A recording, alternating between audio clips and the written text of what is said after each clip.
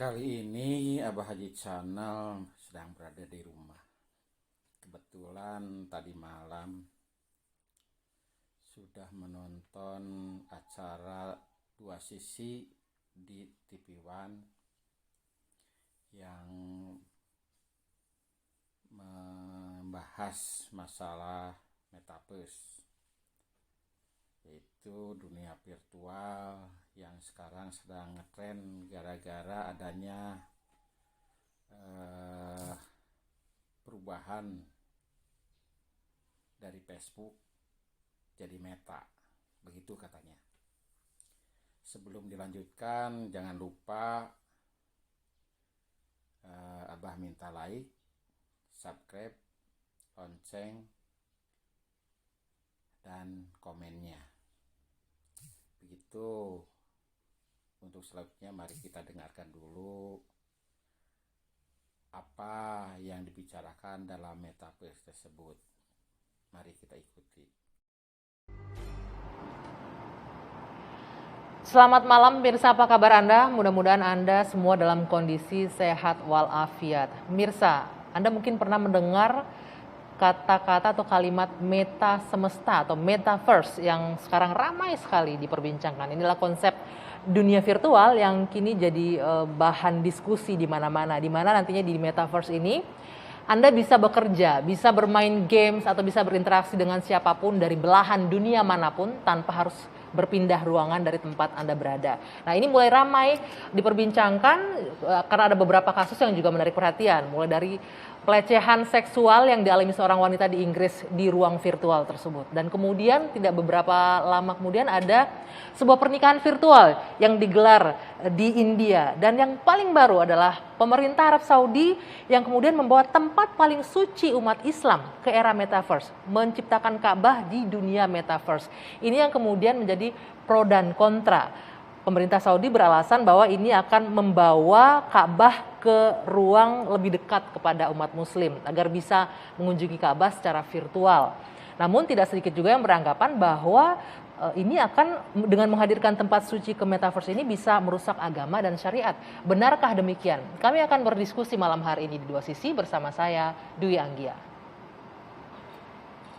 Ya, mungkin di antara Anda pemirsa ada yang sudah mengetahui atau pernah mendengar metaverse atau ada yang belum paham sama sekali apa sih metaverse ini.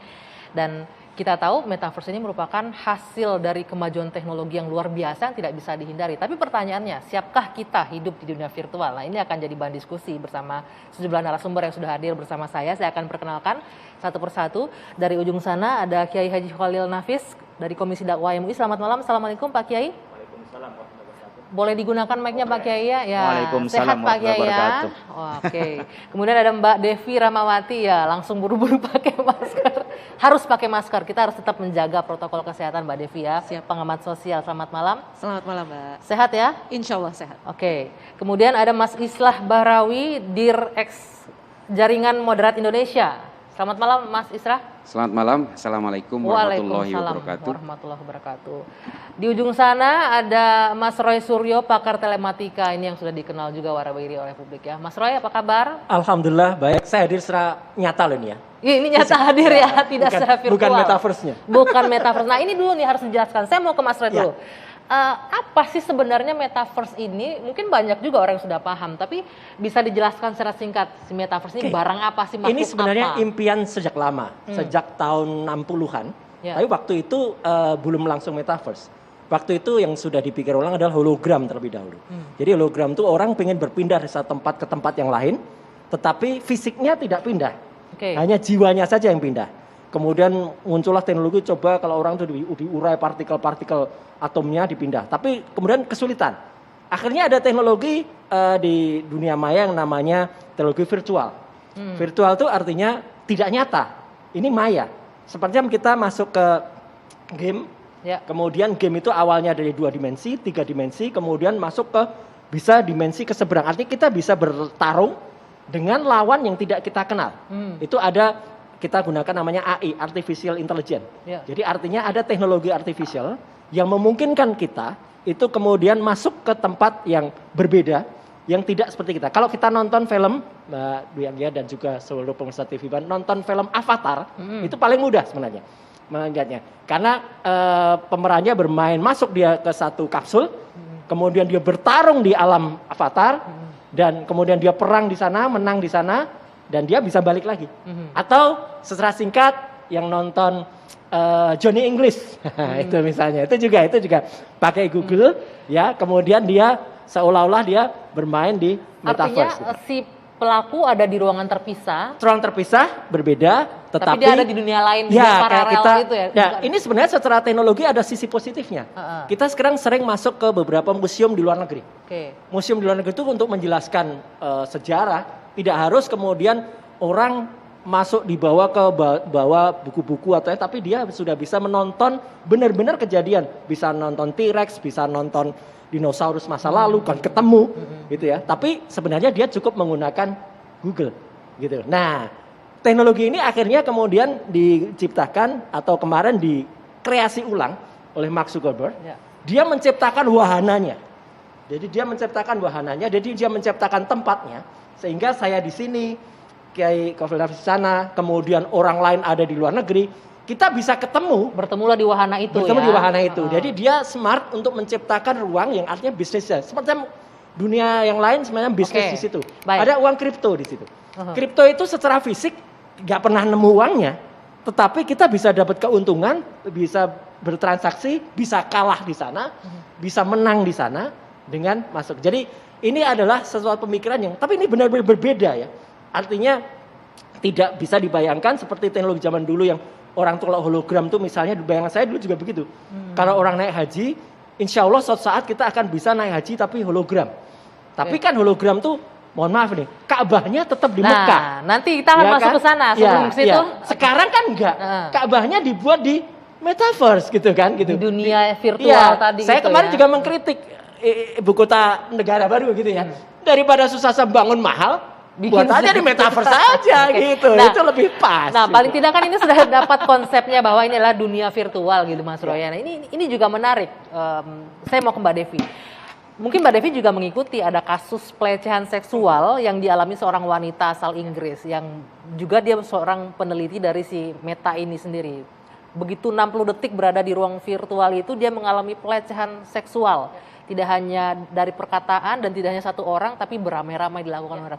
Ini, tadi kan Mas Roy bilang kita bisa berinteraksi dengan siapapun. Nah, untuk hal-hal seperti ini, secara psikologis, apa sih mungkin yang harus kita persiapkan untuk bisa kita berinteraksi ikut di dalam dunia virtual? Apalagi ada peristiwa-peristiwa seperti ini yang dialami. Ya, jadi sebenarnya metaverse ini bukan suatu hal yang baru. Kalau kita sekarang sudah hidup dengan media sosial, yang kemarin dulu ada Friendster, sekarang jadi Facebook, lalu IG, lalu ada TikTok dan sebagainya. Masih zaman Friendster ya? Iya, zaman MERC bahkan. ASL please, oke, lanjut. Nah, artinya selalu akan ada ketakutan yang muncul setiap teknologi hadir yang kemudian membuat orang panik. Walaupun realitasnya pada akhirnya kita semua dengan mudah akhirnya beradaptasi. Tapi yang perlu disadari adalah bahwa karena namanya ini adalah kehidupan, yang satu kehidupan nyata, yang satu kehidupan virtual, yang sekarang namanya jadi metaverse dan nanti macam-macam lagi, intinya tetap manusia yang ada di sana. Manusia pasti punya dua unsur. Ada unsur kebaikan dan ada unsur kejahatan. Makanya kita lihat saja di sosial media. Berkahnya luar biasa banyaknya, tapi bencananya juga banyak juga. Akibat kalau manusianya pindah ke sana berarti akan mengikuti juga nih. Kejahatannya pindah. Kecanduannya juga bisa pindah. Lalu kemudian kesehatan mental yang juga misalnya di dunia nyata ada gangguan, pindah juga ke sana. Jadi artinya sebenarnya tidak ada yang berbeda karena bagaimanapun juga kekuatan itu tetap ada pada manusia itu sendiri. Mau nanti pindah namanya metaverse atau meta-meta yang lain. Di dunia nyata, di dunia maya. Ya, pada akhirnya tetap memang individunya yang harus mengontrol. Karena memang yang paling unik dari dunia digital adalah gara-gara pandemi kita semua mendadak digital. Kan tidak ada bimbingan belajar hidup di ruang digital. Benar. Semua orang kaget. Terakselerasi dengan sangat cepat sekali. Nah, tapi kan akhirnya misalnya negara sudah punya nih perangkatnya untuk ngajarin ke semua orang, pokoknya kalau mau hidup paripurna di ruang virtual, nggak cukup punya keterampilan, bisa foto, bisa edit-edit, nggak cukup. Harus tahu aspek keamanan. Yang terjadi pada peneliti tersebut adalah dia tidak menjadi sebenarnya ada fiturnya supaya aman gitu ya. Lalu kemudian etikanya. Nah, dia kan di dunia nyata juga butuh etika, bukan berarti kita boleh dengan mudah menghina orang lain, menuduh orang lain. Jadi sama saja. Dan yang keempat, budayanya. Artinya ada kritik juga, nanti budaya kita hilang. Nggak harus nunggu di dunia virtual, kalau di dunia nyata pun saja kita bisa. sudah tidak melestarikan budaya kita. Jadi artinya sebenarnya sama, tinggal memang kita perlu ada tambahan waktu untuk belajar hal-hal keterampilannya. Tapi aspek etika dan budaya sebenarnya tinggal pindahkan saja kehidupan etika dan budaya di dunia nyata ke dunia maya. Dipindahkan dari dunia nyata ke maya. Tapi tentunya mengenai aturan bagaimana? Ini juga menjadi pekerjaan rumah ya. Apakah aturan hukum yang berlaku di dunia nyata juga berlaku di dunia maya? Nanti akan coba kita diskusikan. Tapi kita jeda dulu. Dua Sisi akan kembali sesaat lagi untuk Anda. Ya, saya lanjutkan Dua Sisi. Tadi Mbak Devi menyinggung ada etika juga yang harus diatur ya di dalam pergaulan di dalam metaverse itu di dunia virtual. Nah, kemudian pertanyaannya apakah nanti aturan atau hukum itu yang di dunia nyata nanti kita akan juga ikutkan di dunia virtual? Harus seperti itu juga atau ada aturan baru mungkin? Kayak dulu ketika ada sebelum ada medsos kan belum muncul tuh aturan, tapi pada akhirnya karena lagi-lagi intinya hakikatnya kan manusianya tetap ada di sana. Dan supaya kehidupannya itu teratur, maka tetap perlu ada aturan. Saya percaya sekarang semua negara juga sedang berpikir keras untuk bisa mulai mengatur hal ini gitu kan. Tinggal masalah kecepatannya saja antara kecepatan teknologi dengan kecepatan regulasi. Karena biasanya ketika dulu orang masih bingung untuk mengatur model kayak transportasi online.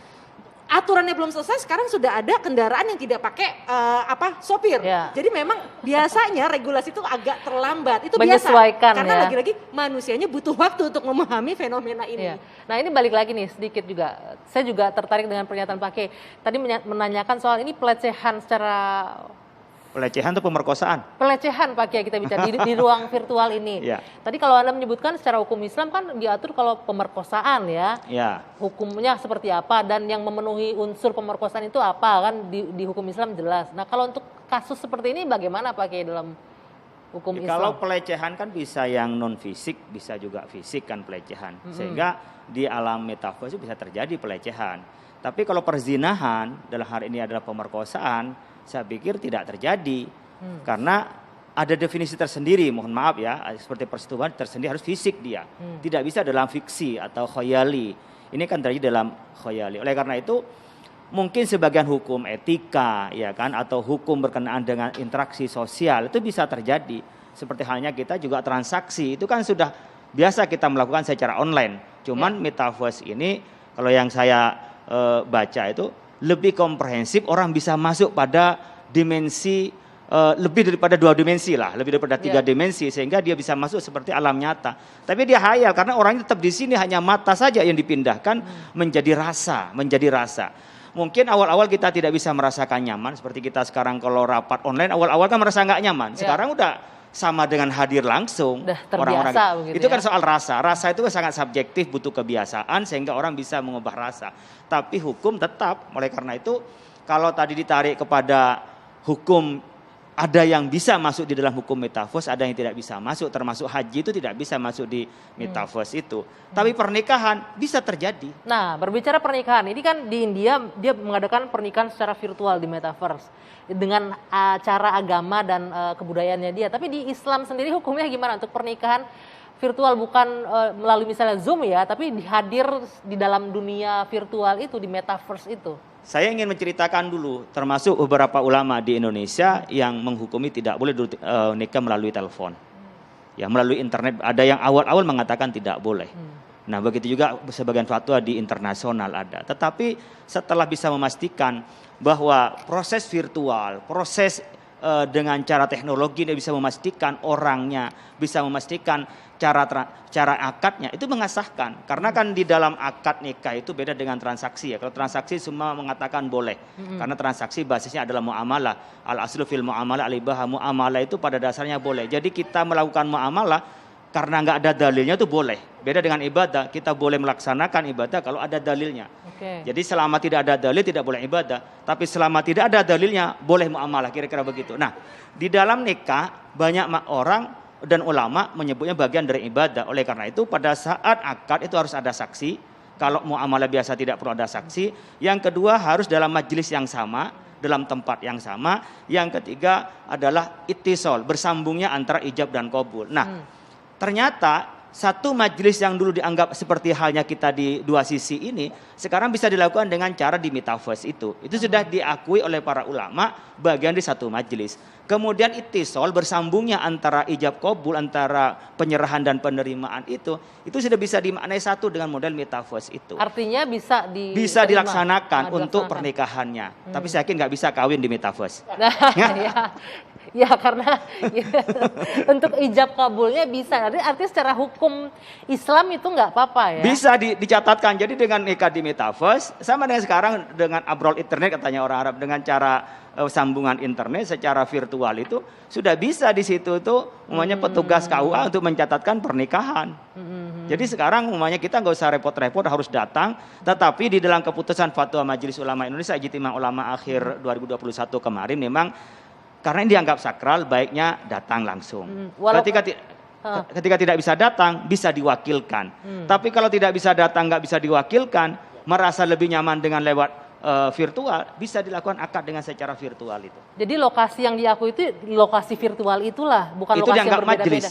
Iya, dianggap majelis, dianggap lokasi, di situ terjadinya akad dan satu tempat akad meskipun di tempat yang berbeda-beda karena ada virtual atau sistem atau aplikasi yang sama gitu. Oke, ini menarik ya berarti. Nah, setelah kita dengarkan tadi uraian-uraian dari para narasumber, bagi Abah hal itu juga tidak bukan suatu yang bagaimana lah gitu lebih. Karena seperti dikatakan oleh Mas Roy Suryo tadi, itu adalah sebuah game saja. Sebuah game yang dulu mungkin kita kenal ada Nintendo, ada Sony, apa macam-macam, dan sifatnya lokal. Jadi menggunakan perangkat, ada CD, ada apa gitu kan. Dan setelah berkembangnya internet, maka kita mengenal game online. Seperti misalnya Mobile Legends itu yang sedang digandrungi oleh banyak orang dari mulai anak kecil sampai orang tua. Itu ada yang hanya pribadi saja, tapi bisa juga online. Jadi bisa bermain dengan banyak orang di segala lapisan dan di berbagai tempat kita bisa ketemu, seperti itulah. Demikian juga dengan metaverse, hanya dengan macamnya saja. Dulu ada di layar komputer, sekarang juga sama sebetulnya, hanya menggunakan lebih pribadi lagi, itu berupa kacamata atau Google itu. Jadi lebih real lah kehadiran kita di game itu. Nah, dan itulah yang disebut metaverse sekarang, yaitu merupakan game online. Dan mengenai aksesnya, seperti yang disebutkan oleh Mbak Aca tadi, ada pemerkosaan di metaverse dan katanya real dirasakan oleh si pelaku itu. Nah, saya setuju dengan pendapat Pak Kiai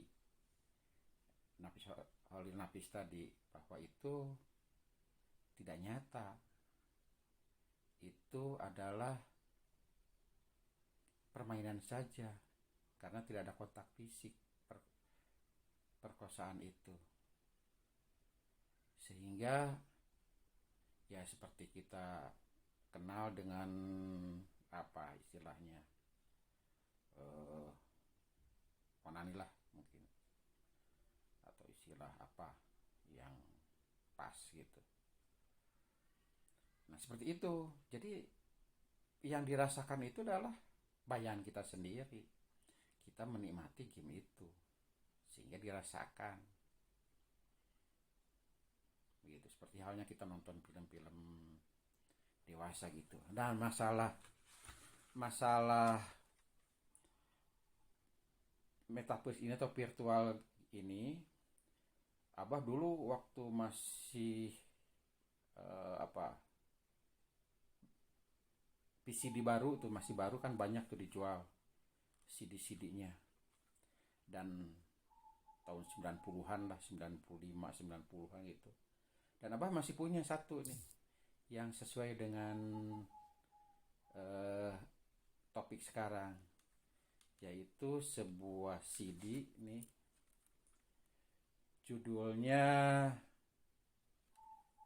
Judulnya adalah Virtual Girl, yang menceritakan seorang programmer jenius dalam masalah komputer bernama John Lewis. Dia membuat perempuan sempurna di virtualnya itu, di programnya itu, sehingga bisa berhubungan langsung, bisa berhubungan lah dengan wanita ciptaannya itu. Yang itu dengan menggunakan game konsol tuh. Ini. Nah, seperti itulah yang terjadi sekarang.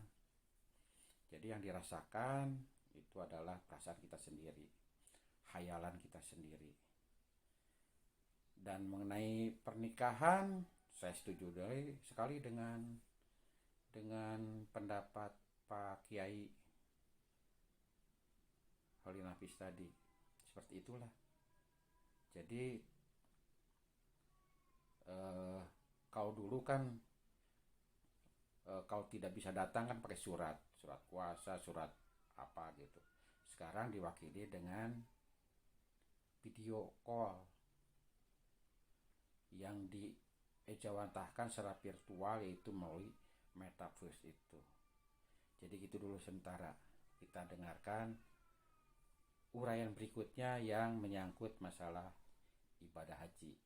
Mari kita ikuti. Menarik ya, berarti kita saya mau ke Mas Islah. Mas Islah, berarti kita memang harus siap ya untuk bisa menerima semua perubahan apapun itu yang sifatnya mungkin kalau istilah Anda saya meminjam revolusioner gitu ya. Apapun itu, umat Islam juga harus siap menerima itu sepertinya. Iya. Terima kasih Mbak Anggi. Jadi sebenarnya metodologi, mekanisme kerja dari metaverse ini sebenarnya sudah lama akrab dengan dunia budaya Islam.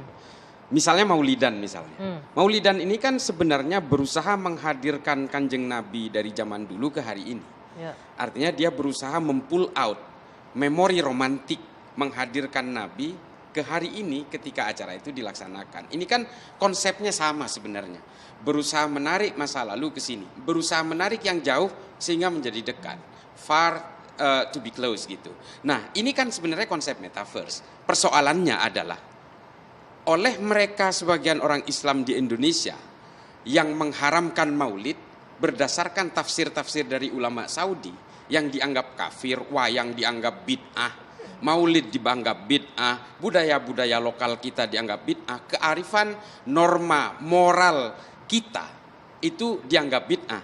Saya tantang sekarang, metaverse ini diinisiasi oleh Ummul Qura di Arab Saudi, oleh ulama-ulama Saudi yang groundbreaking, yang gunting pita itu As-Sudais, ulama yang memang sangat menjadi panutan sebagian kelompok Islam di Indonesia ini. Saya tantang, buat fatwanya, berani nggak mengharamkan ini? Ini kalau kita mengacu kepada konsep bid'ah, ini bid'ah melebihi dari segala bid'ah. Bid'ah sekali ini. Tunggu, ini haramkan ini konteks apa? Membawa Ka'bah ke, ini udah bergeser ya ke membawa Ka'bah ke virtual. Saya akan menggunakan perspektif yang lain di sini. Membawa Ka'bah ke virtual itu berarti ya, bukan pelaksanaan ibadah kita bicara loh ya. Ya, bid'ah ini kan begini sebenarnya. Bid'ah ini adalah apa yang tidak dilakukan oleh masa zaman Nabi dulu dilaksanakan pada sekarang. Kita sementara ini beragama ini kan harus lentur. fleksibel. Artinya kita itu tidak boleh melakukan aksi-aksi, kecuali ibadah-ibadah yang sifatnya sudah fix dalam Al-Quran maupun hadis. Tapi konsep pemikiran itu harus lentur. Ini kan peradaban manusia ini tidak bisa dihentikan. Upaya-upaya yang dilakukan oleh Muhammad bin Salman di Saudi hari ini kan sebenarnya berupaya mengejar ketertinggalan mereka, karena mereka menganggap selama ini, waduh, kalau saya beragama seperti ini jauh tertinggal. Akhirnya mereka melakukan lompatan-lompatan yang luar biasa, termasuk metaverse. Saya tantang makanya yang membid'ah-bid'ahkan maulid, yang membid'ah-bid'ahkan budaya lokal, wayang dan sebagainya. Buatlah fatwa terhadap metaverse ini. Saya mau tahu. Metaverse-nya gimana tuh Pak Kiai? Metaverse-nya ini yang membid'ah-bid'ahkan metaverse, yang kemudian ke Ka'bah yang dibawa secara virtual, ada kekhawatirannya juga.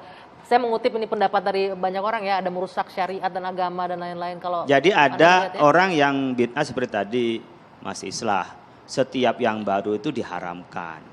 Tapi sebagian ulama besar di Indonesia, ya sebagian besar maksud saya di Indonesia, bid'ah ada dua, ada sayyi'ah, ada hasan, ada yang baik, ada yang buruk. Nah, yang buruk itu ketika berkenaan dengan esensi agamanya. Seperti halnya merubah sholat, mengubah haji, kan sama, metaverse itu bikin di alam maya. Kalau alam nyatanya ke Pondok Gede ada kan? Kan sama, kalau kita ke Pondok Gede, apa bisa kita umpamanya haji ke Pondok Gede. Nah, kalau berkenaan dengan syiar agama, itu memang harus bid'ah. Ada maulidan, ada tahlilan gitu. Di situ ada berkahnya, ada berkatnya juga di situ kan. Ada kumpul-kumpulnya, orang bisa lebih silaturahim. Jadi sebenarnya ada orang yang konservatif di dalam memahami agama. Itu yang saya sering sebut, kadang-kadang orang konservatif ini kalau parah-parahnya itu bisa ekstrim. Ya, bisa ekstrim orang konservatif itu. Bisa ekstrim itu sampai arah para teroris, ada ekstrim pada pemahaman yang dia kolot, bahasa orang dulu itu adalah kolot, orang konservatif ini. Oleh karena itu Saudi dengan Ummul Qura dan juga imam Masjidil Haram memberikan, ini promosi bukan untuk haji. Agar orang-orang bisa latihan haji di metaverse. Juga orang bisa juga mengobati kekangenan ke metaverse. Tapi untuk melaksanakan hajinya, ilmunya haji, ya belajar sama ulama. Kan sama dengan dulu kita bermain, memangnya di lapangan, kita lari-larian, peta umpet, sekarang nggak pakai lari-larian. Semuanya cukup di gadget kan. Anak-anak kita kan sudah keranjingan dengan gadget, dengan game-gamenya itu. Berpindah dari alam nyata ke alam maya itu, ke fiksi, dari fisik menjadi fiksi, menjadi khayali, tetapi tidak berarti kita sudah selesai melaksanakan, tetapi itu adalah perubahan saja. Jadi kalau buat main-main, buat latihan, untuk buat pengetahuan itu nggak apa-apa ya. Is oke-oke aja. Jadi bid'ah yang hasanah ini. Jadi sebaik-baik bid'ah inilah menurut saya. Sehingga orang yang jauh, orang yang tidak punya kemampuan ini bisa cukup dengan pakai kacamata itu. Dulu kan ada oleh-oleh yang dibuka gini tuh loh. Ceklak pakai itu kan bukan manualnya, lalu sekarang digitalnya gitu. Nah, apakah kita dengan klek-klek itu masuk seakan-akan di Arafah lalu niat wukuf di Arafah bisa terjadi? Ya nggak bisa terjadi karena ibadah itu ta'abudi. Artinya kita sepakat bahwa memang untuk pelaksanaan ibadah haji tidak bisa dilakukan secara virtual ya. Tidak bisa, secara karena gini, saya syaratan bisa. pertama. Al-Quran mengatakan wa'adzim finnasi bil hayyatu karijalan. Jadi kita memang dipanggil untuk datang ke sana oleh Nabi Ibrahim melalui perintah dari Allah Subhanahu wa taala. Yang kedua, haji itu ta'abbudi dan tauqifi. Jadi ta'abbudi melulu ibadah dan given pemberian dari Allah tidak boleh dibantah-bantah. Bukan ta'akuli, bukan proses rasionalitas, bukan proses kreativitas. Tapi berkenaan dengan promo, berkenaan dengan syiar, berkenaan dengan pola, ya itu kita menjadikan yang muamalah. Itu syiar itu harus kreatif dan harus bid'ah menurut saya sehingga lebih menarik. Oke, lalu ini tadi seperti Mas Sisa bilang, di Arab Saudi sendiri mereka sudah revolusioner bisa membawa ini, tapi ujung-ujungnya di Indonesia bahkan mungkin sudah mulai rame-rame, masa iya dilakukan haji segala macam. Nanti dijawabnya, kita akan diskusi lagi, dua sisi akan kembali sesaat lagi, usai jeda. Ya, Anda kembali di dua sisi dan kita masih membahas mengenai metaverse ini yang juga ramai diperbincangkan soal Ka'bah yang sudah dibawa ke dalam era metaverse atau meta semesta atau dunia virtual. Tadi Mas Islah menyampaikan ini orang di Arab Saudi saja sudah berpikiran jauh lebih revolusioner untuk menghadirkan Ka'bah ya ke dalam ruang-ruang privat umat muslim, mendekatkan begitu. Tapi kok di sini mungkin orang Indonesia mungkin lebih dulu dengan pro kontranya. Seperti itu. Apakah memang kita harus siap adaptif dengan perubahan teknologi jika dikaitkan dengan agama seperti apa? Ya Kalau saya tetap berpegangan bahwa agama itu adalah lentur, bukan berarti agama itu menyerah terhadap peradaban, tapi bagaimanapun kita ini kan dikepung oleh tafsir-tafsir. Ada redefinisi di dalam hukum-hukum fikih sesuai dengan keadaan. Tadi Pak Kiai bilang dulu pakai telepon akad nikah itu nggak boleh. Sekarang sesuai dengan perkembangan manusia, dengan peradaban manusia ada fikih yang membolehkan. Nah, persoalannya adalah orang-orang di Indonesia sebagiannya, bukan semua. Sebagian orang di Indonesia itu kadang-kadang, ini mohon maaf, lebih Saudi dari Saudi. Sementara Saudi ingin melepaskan diri dari kesaudiannya. Ini saya jujur saja. Ini kita semua budaya lokal kita yang penuh kearifan, sopan santun, norma, moral, ini berusaha dibid'ahkan karena tidak identik dengan budaya Arab. Sementara orang Arab sendiri sudah betul-betul merasa tertinggal peradabannya. Nah, persoalannya ini Arab sudah berkenalan dengan metaverse. Ini kan kita harus siap dengan segala pengetahuan agama kita, dengan segala takdim kita terhadap para ulama. Nah, persoalannya ini tahun 2022. 100 tahun lagi. Seperti apa agama kita? Seperti apa kehidupan sosial kita? Nah, itu nanti dijawab Mbak Davi. Saya mau ke Pak Kiai dulu. Pak Kiai, ini orang Indonesia sebagian lebih Saudi dari Saudi sendiri gitu loh Pak Kiai itu. Ya, sebagian ada yang begitu, lebih konservatif dari mereka. Mungkin karena pemahamannya yang masih kurang. Jadi memahami parsial. Jadi kita dimanapun dan berada dimanapun ketika pengetahuannya terbatas, maka cenderung dia menyalah-nyalahkan orang lain. Idza qalla ilmuhu katsura inkaruhu wa idza katsura ilmuhu qalla inkaruhu. Jadi Pak Fatah itu mengatakan kalau orang banyak ilmunya itu nggak mudah nyalah-nyalahin orang lain. Karena banyak perspektif yang bisa dibangun oleh orang yang berilmu. Tapi kalau orang tak berilmu itu mudah nyalahin dan mudah ingkar kepada orang lain. Jadi yang dikit-dikit salah, tapi padahal barangnya sedikit tapi disalahin terus. Nah, ini biasanya orang yang ilmunya sedikit. Oleh karena itu ketika Al-Quran itu turun pertama kali ada Iqra bismi rabbikal ladzi khalaq. Ada unsur membaca sebagai sarana intelektualitas, ada aspek keagamaan. Banyak orang yang pintar, intelek, tapi tidak punya nilai agama, maka kepandaian hanya untuk membunuh manusia. Begitu juga orang beragama ketika tidak berilmu, kadang-kadang atas dasar agama dia juga membunuh orang. Oleh karena itu dua-duanya harus dibangun. Keagamaan di 100 tahun yang akan datang, kemajuan akan menjadikan sebuah kemunduran bagi kemanusiaan kalau tidak dasar dengan nilai-nilai. Tapi nilai-nilai ini akan menjadi konservatif kalau tidak dibangun dengan keilmuan. Maka harus seiring. Di sini antara orang yang menggali tentang keilmuan itu sendiri, sains itu harus seiring dengan agama. Tidak berarti sains harus bertentangan dengan agama. Atau orang agama merasa anti sains atau orang sains anti agama, itu menjadi malapetaka. Jadi keduanya harus beriringan, tidak harus saling beradu, tetapi harus beriringan bersama-sama bagaimana bagaikan saudara kembar, dua sisi mata uang antara ilmu dengan keagamaan itu. Nah, tadi saya kutip sains harus beriringan dengan agama juga harus beriringan dengan sains. Ini jangan-jangan nanti kalau saya mengutip Mas Islam, Mas Roy, apapun dengan perkembangan teknologi, jangan-jangan saya nggak tahu secara fikihnya seperti apa ya, bisa pelaksanaan ibadah haji secara virtual nanti karena adaptif. Saya sih menjawabnya begini, kalau sekarang mungkin jawabannya keniscayaan. Niscaya akan ke situ. Saya setuju dengan tadi disampaikan Pak Kiai Nafis ya, bahwa dulu akad nikah itu nggak boleh, tapi kemudian dengan teknologi boleh. Dulu kita telepon zaman sekarang itu dilarang oleh pemerintah, karena kita telepon dengan voice over internet protocol. Dulu dilarang, teleponnya bolehnya direct, telepon langsung. Akhirnya undang-undangnya berganti, kita boleh. Nah, tadi yang Mbak Devi bilang, akhirnya aturan itu akan ngikutin. Kemarin Hari Pers Nasional, Presiden juga memberikan statement agar berhati-hati nanti pers ke depan tuh jangan sampai terpengaruh clickbait dan lain sebagainya. 2 tahun yang lalu ada seorang profesor komunikasi ya, ini dari Rutgers University itu di New Jersey di Amerika sana, itu yang menulis bahwa journalism in the age of virtual reality itu adalah how experience media and transforming pers. Jadi artinya pers itu pun akan bertransformasi ke media yang baru ini. Artinya orang juga harus bersiap-siap. Sekarang industri media, disadari atau tidak Mbak, dulu juga bergaul dengan perangkat-perangkat yang secara fisik, kamera besar, kemudian laptop. Saya sekarang masih ngalamin tuh kamera yang segede itu. Kamera terus muncul menjadi kamera setrika. Sekarang handphone. Bahkan ada TV milik kawan kita itu kameranya semuanya handphone. Jadi dia sudah menggunakan handphone begini untuk mengabadikan, bukan lagi dengan kamera yang besar kan teknologinya. Nah, Saya percaya ini akan menjadi keniscayaan. Tapi apakah tadi kata kunci di paling ujung kata Pak Kiai, apakah pembuahan ya? Saya mohon maaf bukan kata pembuahan. Pembuahan itu bisa dihasilkan juga nanti di metaverse. Ya mungkin nanti teknologinya kalau sampai ke sana bisa jadi juga. Nah, tapi untuk karena kan gini, orang dulu mohon maaf nih, melakukan pembuahan itu harus ketemu fisik laki-laki dengan perempuan. Lama-lama ada teknologi orang bisa secara tabung. Iya, bayi tabung. Ya, kemudian bisa diinseminasi. Sekarang tabung yang ada di dalamnya bisa disimpan untuk berapa tahun lagi. Terus kemudian sel itu mungkin nanti bisa dikreasi.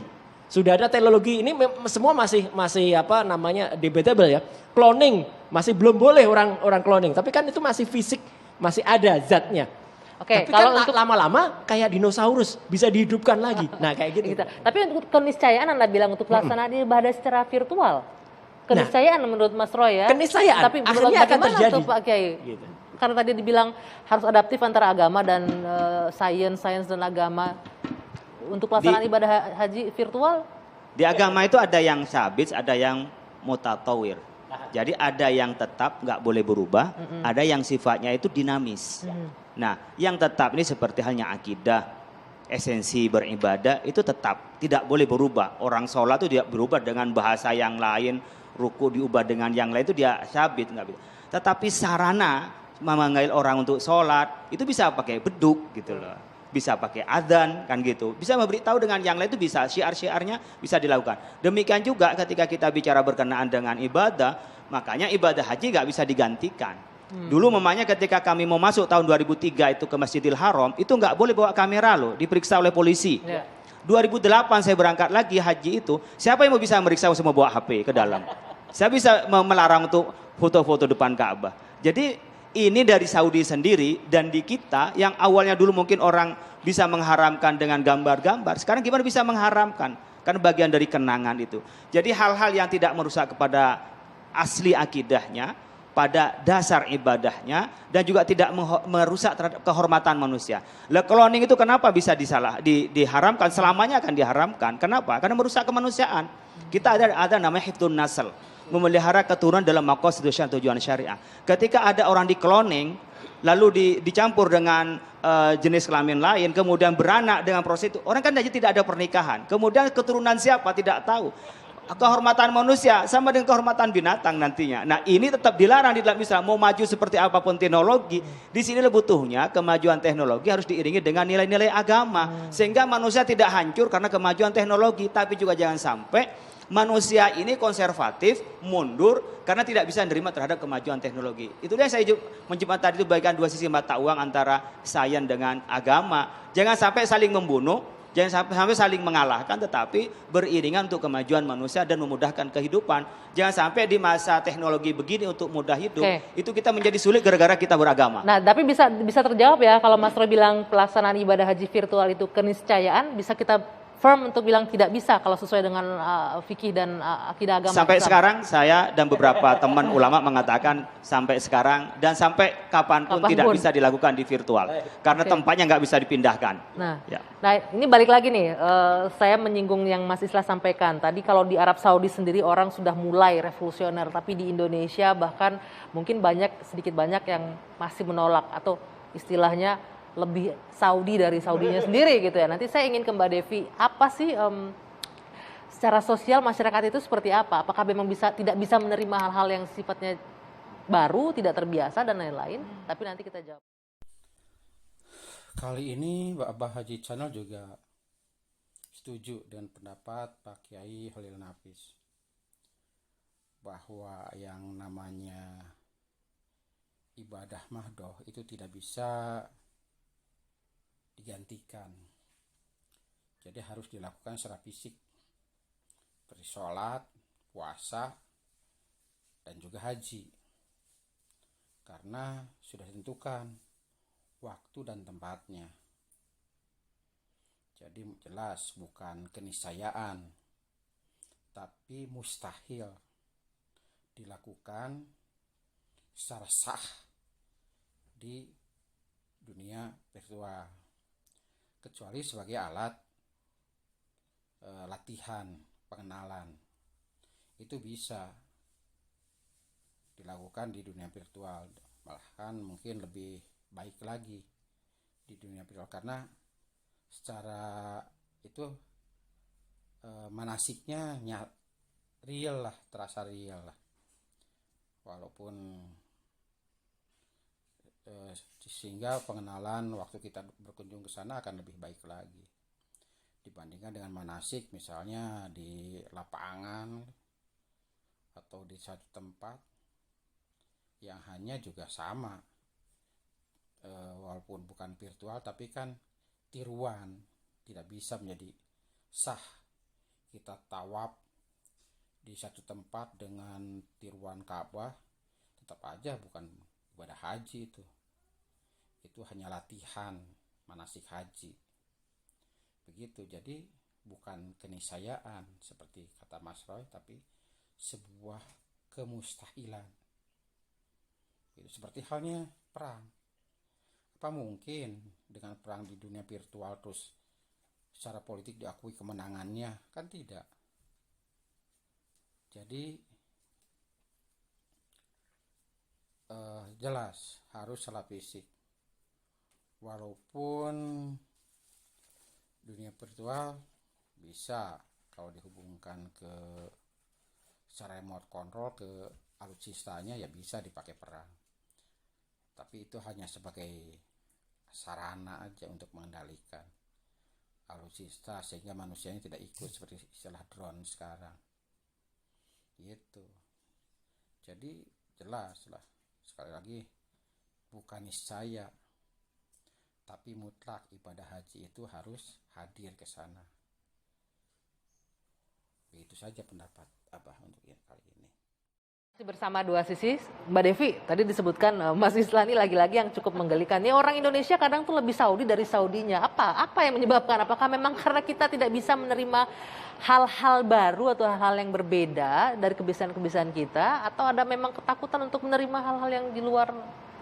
Nah, memang menariknya dengan kekuatan virtual ini semenjak sekarang dengan ada medsos, internet zaman tahun 2000 yang bahkan dulu diprediksi 2000 itu akan kiamat karena milenial, ada ledakan komputer dan sebagainya. Ternyata nggak terjadi gitu kan. Alhamdulillah sudah sampai ke 2022. Nah, yang perlu diingat adalah virtual ini tidak akan pernah menggantikan pengalaman kehidupan nyata. Tidak. Tapi dia akan meningkatkan pengalaman online-nya. Kalau sekarang kita cuma begini, tapi nanti jadi ada kitanya di sana dan sebagainya. Nah, ini yang menarik, manusia itu adalah sosok simbolis. Makanya kalau tadi dibahas, kok bisa merasa dilecehkan? Kan itu cuma boneka-boneka virtual aja, avatar-avatar saja. Karena boneka yang ada di situ adalah perwakilan saya. Ketika dia tidak diperlakukan sesuai dengan etika dan budaya saya, maka yang tersinggung adalah manusianya. Martabat manusia aslinya yang akan marah. Jadi lagi-lagi boneka virtual itu hanya perpanjangan diri kita. Itu dari tahun 60 udah ada teorinya tuh. Apa the extension of man. Dia hanya perpanjangan. Ketika perpanjangan berarti manusia yang mengendalikan boneka-boneka itu tetap harus berlandaskan agama, berlandaskan budaya Pancasila misalnya, agar kehidupan damai. Karena begini, tantangan sosial misalnya yang paling berat adalah vonis dari para ahli, manusia-manusia digital adalah manusia paling stres yang pernah hidup di muka bumi. Wow. Kenapa? Karena ada faktor membandingkan. Jadi yang menarik adalah di dunia virtual itu ada kecenderungan, ada orang yang berlomba-lomba menuju kebaikan, tapi ada yang berlomba-lomba memalsukan dirinya. Karena memang kehidupan virtual bisa membuat kita muncul menjadi sosok yang jauh berbeda sekali. Dan ini ketika dipamerkan, ini bertentangan dengan budaya Pancasila misalnya. Kalau dia memamerkan misalnya kekayaan dan sebagainya, itu kan akan membuat orang lain merasa stres, merasa iri, merasa kemudian harus mengikuti gaya hidup seperti itu, sehingga ujungnya apa? Kejahatan, menipu dan sebagainya. Yang sebenarnya itu juga terjadi di alam nyata. Oleh karenanya saya selalu percaya manusia itu pada akhirnya pendulumnya akan selalu mencari keseimbangan. Ketika kemudian manusia akhirnya stres dengan kehidupan yang seperti itu, akan kembali kepada hukum budayanya, termasuk akan kembali ke agama. Nah, jadi artinya apa? Pertentangan seperti ini wajar karena ini menjadi kejutan bagi semua pihak. Tapi saya percaya manusia apalagi orang Indonesia sangat fleksibel, sangat cepat. Ya wajar kalau ada 1-2 yang tadi modelnya sangat konservatif. Wajar, artinya dia belum banyak ikro, belum banyak baca. Karena Tapi di Arabnya sendiri sebenarnya bukan untuk pelaksanaan ibadah haji, hanya mendekatkan Ka'bah gitu kan. ya ke kan punya ruang pengalaman rumah baru ya, kayak sekarang ada konser. Sebenarnya gini, ini bagus sekali karena kan kita tahu virus ini macam-macam. Ada Omikron, nanti nggak tahu apa, ada Omakron atau apa, kita nggak pernah tahu gitu ya. Artinya bukan berarti kehidupan manusia harus berhenti. Virtual itu membantu biar kita manusia tetap bisa terus menjadi manusia dengan alat bantu teknologi. Jadi sekali lagi tidak ada yang perlu ditakutkan asalkan hidup kita biar damai, kejahatannya Ada berkurang. aturan-aturan yang harus ikuti diikuti, etika dan etikanya budaya diikuti. agama maupun kalau Indonesia ya Pancasila, sesederhana itu. Oke, jadi nggak perlu takut dengan hal baru sebenarnya ya. Nah ini juga menarik nih, tadi kan Pak Kiai bilang agama harus beriringan dengan sains. Sains juga harus beriringan dengan agama. Tapi Mas Islah bilang tadi sampai kapanpun tidak akan mungkin bisa ya beriringan. Kenapa? Kenapa Anda beranggapan itu nggak akan bisa? Sains dan agama itu memang akan selalu kejar-kejaran. Apalagi ada orang yang beranggapan bahwa dengan beragama, apa yang tidak ada pada zaman dulu itu tidak boleh ada pada hari ini. Ini kan kelimpungan sendiri nantinya. Inilah terjadi clash of civilization itu. Terjadi benturan peradaban. Karena begini kalau menurut saya, peradaban manusia ini tidak akan bisa dicegah. Dia akan bergerak dengan sendirinya, tidak bisa dihalang-halangi. Apalagi ini mohon maaf, saya terus terang saya beragama, saya Islam. Tidak bisa dicegah oleh dengan fikih-fikih. Dia akan bergerak dengan sendirinya karena sains ini memang punya logikanya sendiri. Dia akan menampilkan wujud-wujud nyata. Nanti kita akan kelimpungan sendiri kalau menganggap bahwa metaverse ini kan dulu nggak ada, ini bid'ah ini. Ini akan berkembang terus, nanti ada kunjungan ke sorga, ada kunjungan ke neraka. Loh pasti belum tentu. Ini kan hanya sebatas Blackstone, virtual Blackstone Initiative. Tapi nanti itu akan berkembang hingga mungkin akan ziarah kubur juga ke Baki, ke Makla dan sebagainya. Nah, ini kan harus disadari ketika ziarah kubur aslinya diharamkan, tapi virtualnya dihalalkan, ini kan menjadi pertentangan. Artinya begini, soal sains dan agama itu memang sulit untuk bersatu padu karena memang dua mainstreamnya berbeda. Oke, bagaimana tuh, Pak Satu Kiai? nyata, yang satu ini mohon maaf kalau mengacu kepada kalangan-kalangan orientalis barat mengatakan agama itu tahayul, sains itu adalah hal yang nyata. Waduh, bagaimana Pak Ini Kiai? mohon maaf, saya bukan inilah, bukan Mengutip ateis tadi lah. ya, agama itu tahayul, sains itu Ya saya nyata gitu. maafin dia ngomong begitu. Gak apa-apa saya maafin gitu. Tapi kan begini, yang digambarkan Mas Islah itu adalah pemahaman agama yang konservatif. Di mana agama dipahami sebagai dogma, agama sebagai doktrin. Tapi kalau dipahami agama sebagai peradaban, maka akan bisa beriring. Makanya kalau kita melihat, siapa penemu kamera pertama? Al-Haytami.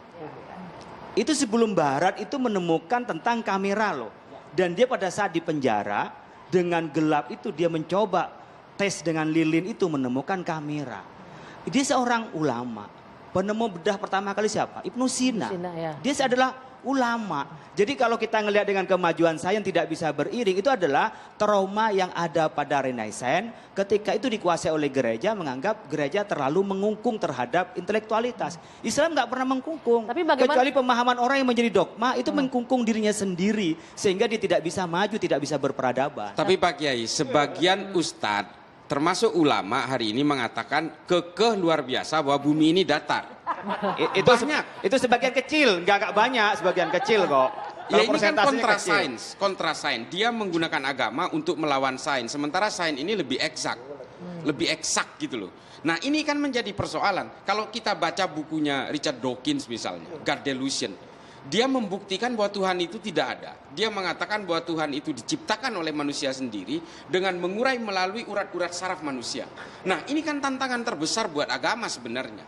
Itu udah biasa kita menerima tantangan seperti itu di zaman Nabi, itu sudah biasa. Artinya begini maksud saya, teman-teman sudah mulai sadar. Yang disampaikan tadi sebagian kecil mungkin nggak sampai 10% dari umat beragama di Indonesia.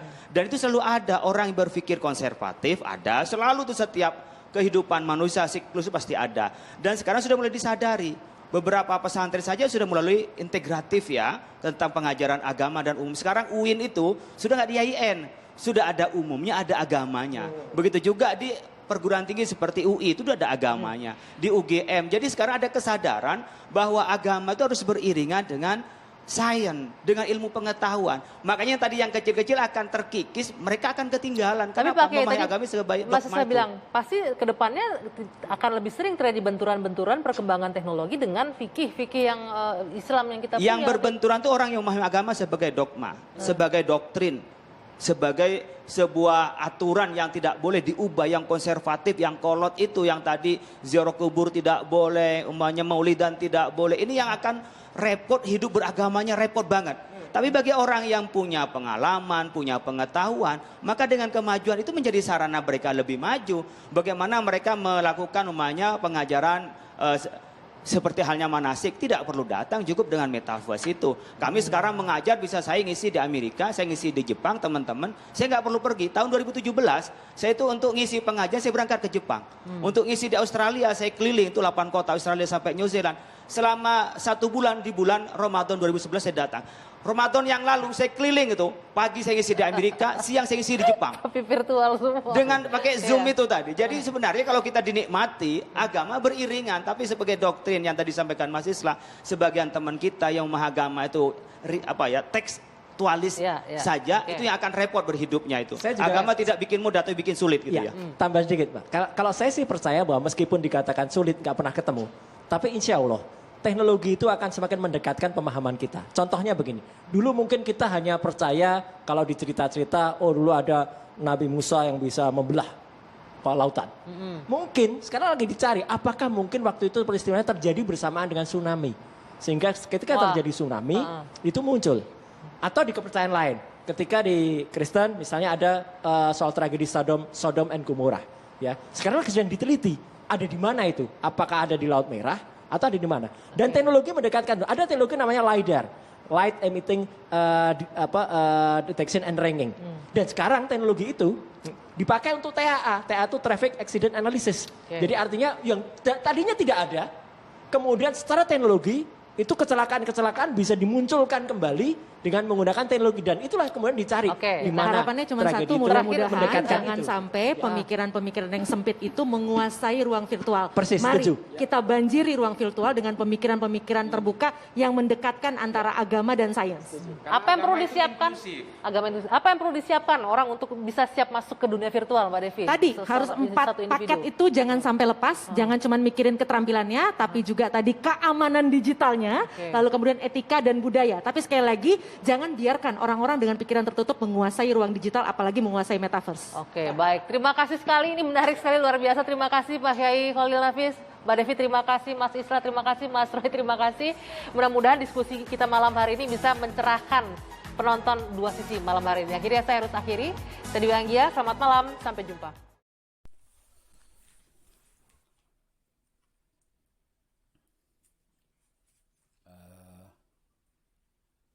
Saya kurang setuju bahwa beragama itu kaku ya. Menurut Abah, Islam itu agama yang luas. Karena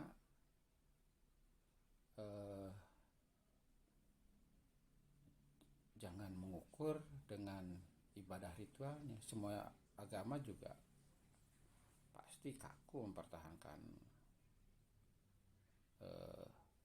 ajarannya, caranya beribadah. Tapi dalam agama itu ada muamalah. Nah, di Islam itu luas. Seperti disampaikan bahwa ibadah itu sesuai dengan kemampuanmu, katanya. Jadi Abah setuju dengan pendapat Pak Kiai tadi. Hal itu, kekakuan itu dilakukan karena orang itu kurang ilmu. Demikian juga dengan pendapat bahwa agama itu harus sejalan dengan sains, karena kalau agama tanpa sains baku, dia kaku, nggak berkembang. Tapi sains tanpa agama juga liar, karena tidak punya arah. Jadi agama itu ada kiblatnya, sains itu usahanya. Seperti kita ketahui bahwa kita berhaji dulu menaik unta mungkin bagi orang yang di Arab. Tapi yang jauh seperti di Indonesia kan naik perahu. Dan sekarang naik pesawat terbang. Dan itu tidak dilarang oleh agama.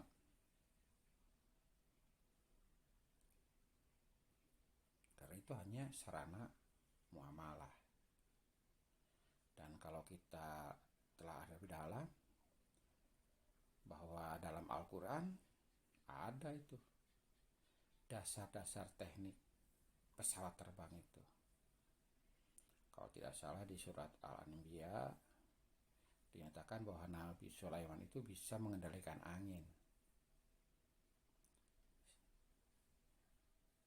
Walaupun ada sebagian orang atau yang diperlihatkan di film bahwa mengendalikan angin itu adalah naik perahu layar. Kalau pakai perahu layar ya didorong bukan menaiki.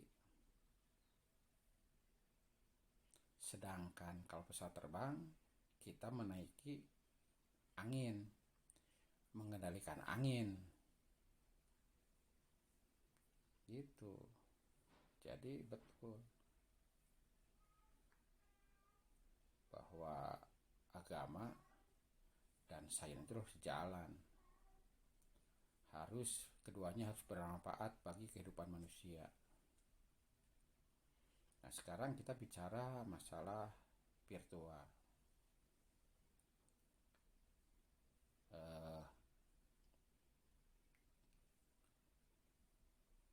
Bahwa virtual itu adalah hayalan, ya, tidak nyata. Sedangkan haji itu, ibadah itu nyata, harus sesuai dengan tuntunannya. Seperti sholat, puasa, haji itu tidak bisa divirtualkan kecuali tuntunan pelajarannya. Begitu. Dan menurut Bu Devi tadi, bahwa itu adalah manusia dan harus ada aturannya. Ya betul, semua juga apa yang dilakukan manusia ada aturannya. Seperti dalam medsos sekarang kan ada undang-undang ITE. Nah, itu berlaku juga bagi yang berkiprah, yang bermain di game metaverse itu. Harus sesuai dengan tuntunannya.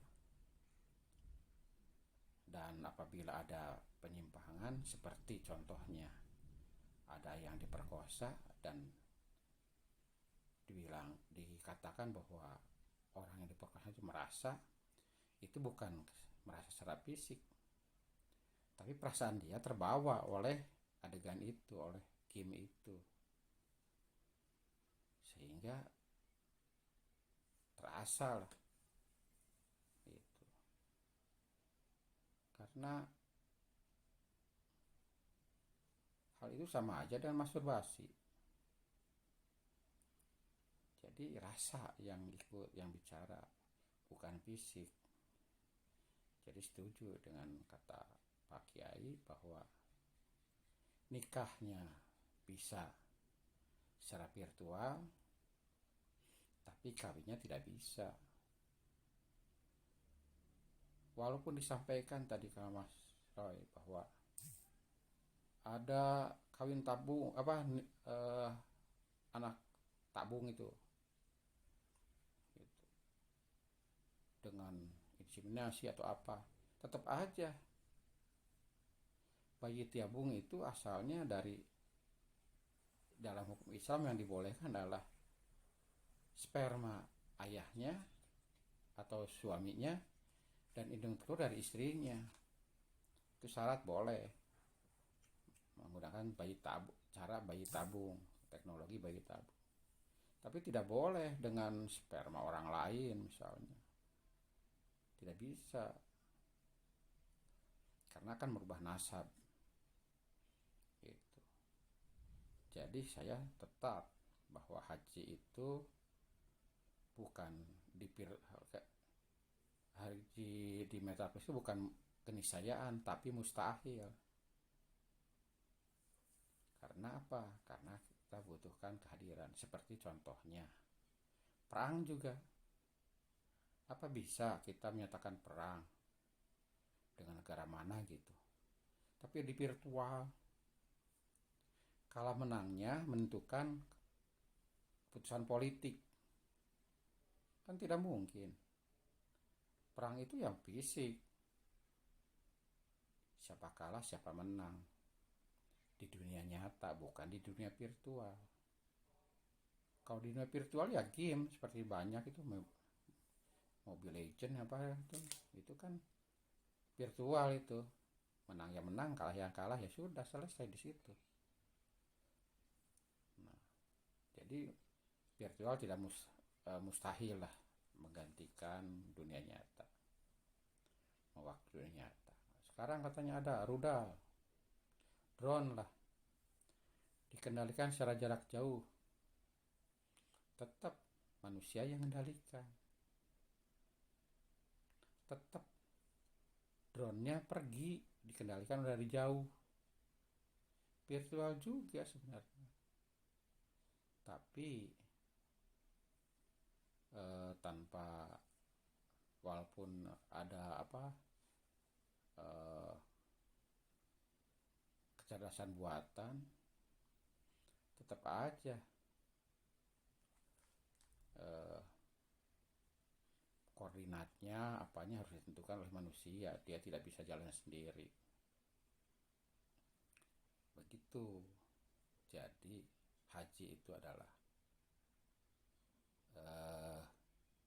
bukan keniscayaan, tapi merupakan fiksi saja untuk sarana berlatih supaya kita lebih baik lagi dalam melaksanakannya kelak kalau kita sudah berkunjung ke sana, karena kita sudah mengenal melalui dunia virtual itu. Kecuali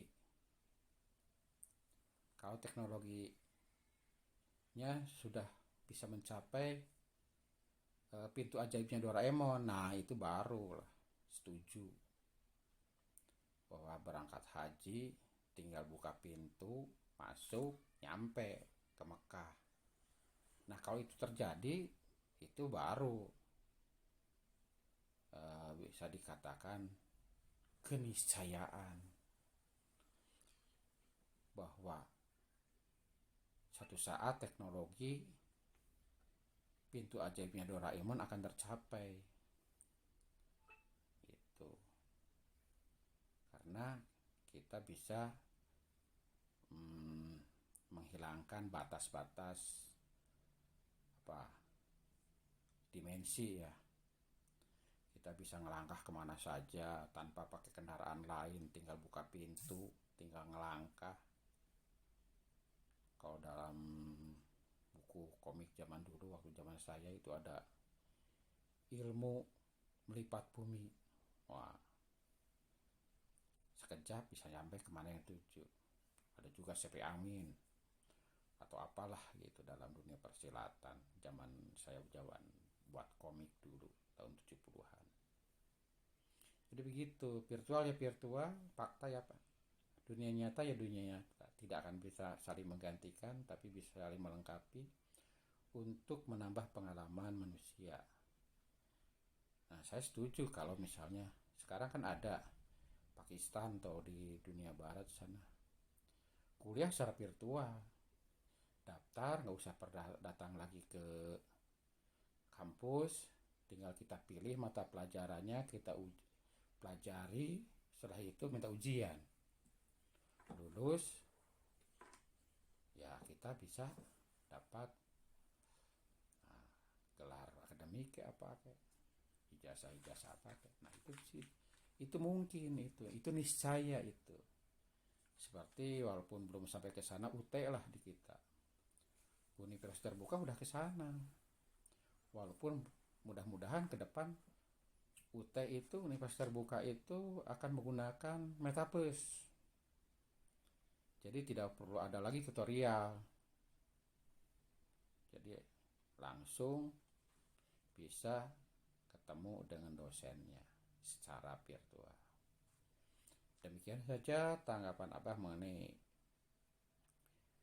dunia virtual yang sekarang lagi digandrungi atau lagi dihebohkan, itu metaverse. Semoga bisa saling melengkapi. Sampai ketemu lagi di bahasan berikutnya. Wassalamualaikum warahmatullahi wabarakatuh.